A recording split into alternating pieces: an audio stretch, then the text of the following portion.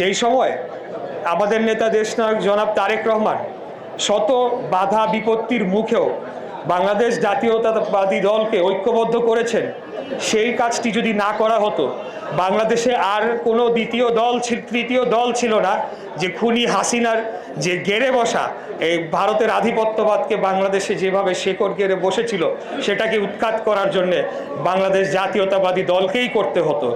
এবং বাংলাদেশ জাতীয়তাবাদী দলকে ঐক্যবদ্ধ রাখার জন্যে আমাদের নেতা দেশনায়ক জনাব তারেক রহমান তিনি তখন হাল ধরেছিলেন, আমরা তাকে সহযোগিতা করেছি এবং আমি বিশ্বাস করি উনি বিএনপিকে বাঁচিয়েছেন।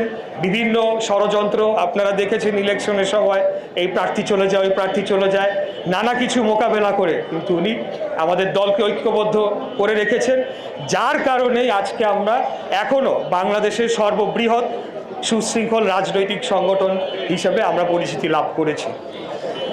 তো আমাদের সেই নেতা ওনার প্রত্যাবর্তন অবশ্যই এটা একটা স্মরণীয় দিন, শুধু না এটা একটা ঐতিহাসিক দিন বাংলাদেশের মাটিতে। আমরা করে রাখবো, আমরা এতদিন স্লোগান দিয়েছি তারেক রহমান বীরের বেশে আসবে ফিরে বাংলাদেশে। এখন হাসিনা চলে গিয়েছে, আমরা কিন্তু আমাদের রাজপথের যে অবস্থান সেটা ভুলে গেলে চলবে না। অর্থাৎ আমার বলার উদ্দেশ্য হলো আমাদের টার্গেট ওই দিন যত সংখ্যক লোক সম্ভব, এটার কোনো শেষ নাই, সীমাহীন। আমরা সারা বাংলাদেশ থেকে সবাইকে উদ্বুদ্ধ করব যে বাংলাদেশে এসে ঢাকায় এসে তারা আমাদের নেতাকে বরণ করার জন্যে এমন একটি বার্তা দেয় যেটা বাংলাদেশের সকল স্বৈরাচারী যে রেখে যাওয়া সন্ত্রাসী তো বটেই, আন্তর্জাতিকভাবে মহলেও যাতে একটা নারা দেয় যে না, তারেক রহমান একজন নেতার নেতা, তার পিছে কোটি কোটি জনগণের সমর্থন ভালোবাসা রয়েছে। দেশের বিভিন্ন প্রান্ত থেকে যে ঢাকার যে প্রবেশ পথগুলা, সেখানে আমরা অভ্যর্থনা কেন্দ্র বানাবো এবং সেখানে আমরা যথাযথভাবে আমাদের যারা অতিথিরা আসবেন আমাদের নেতাকে দেখার জন্যে এক নজর তাদেরকে আমরা সেই আপ্যায়নটুকু করবো ইনশাল্লাহ। এটা আমাদেরকে দলীয়ভাবে সকল এমপি প্রার্থীদেরকে জরুরিভাবে দায়িত্ব দেওয়া হয়েছে এবং আমরা সেটা আপনাদেরকে সাথে নিয়ে পালন করতে চাই ইনশাল্লাহ।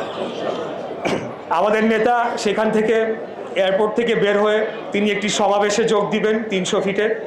সেই সমাবেশ অবশ্যই ইতিহাসে স্মরণীয় হবে, এটা বলার অপেক্ষা রাখে না।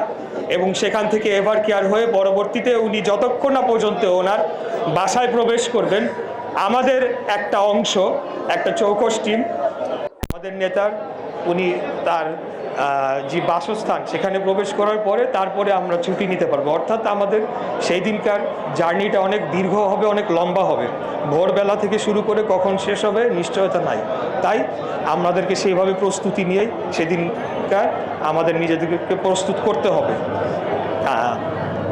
এবং পরের দিনও একটা প্রোগ্রাম, সেটি পরবর্তীতে ঘোষণা করা হবে, সেটিতেও আমাদেরকে সর্বাত্মকভাবে অংশগ্রহণ করার জন্য এখন থেকেই প্রস্তুতি নেওয়ার জন্য আপনাদের সাথে কথা বলার জন্য বলা হয়েছে। আমরা আপনাদেরকে অবহিত করে রাখলাম। নির্বাচন পরিচালনা কেন্দ্র কমিটি থেকে শুরু করে আমাদের যারা নেতাকর্মীরা প্রচার অভিযানে বের হবে, লিফলেট নিয়ে যাবেন, তাদেরকে আমরা ছোট ছোট কিছু ট্রেনিংয়ের ব্যবস্থা করব, যেটি আমাদেরকে দল থেকে বলে দেওয়া হয়েছে কিভাবে করতে হবে। তো সেখান থেকে আমরা প্রচারণা করব এবং পরবর্তীতে এখানে 5টি ডেস্ক স্থাপন করা হবে। যেহেতু 5টি থানা নিয়ে ঢাকা 6 আসনের সংশ্লিষ্টতা রয়েছে, 3টি বড় ডেস্ক, 2টা ছোট ডেস্ক, এবং সেই ডেস্ক থেকে আমরা আমাদের যাবতীয় কার্যক্রম সম্পন্ন করব। এটা হলো গিয়ে আমাদের এই অফিসের মূল উদ্দেশ্য। তো আজকে আমি এই পর্যায়ে আমার বক্তব্য শেষ করে আপনাদেরকে আবারও ধন্যবাদ জানিয়ে এখনকার মতো বিদায় নিচ্ছি। আমরা মনে হয় যে এখন দোয়া পর্বে চলে গেলে সবচেয়ে ভালো হবে। সকলেই অধীর আগ্রহ অপেক্ষা করে আছেন এই অনুষ্ঠানটি শেষ হওয়ার জন্য, আমার বিশ্বাস।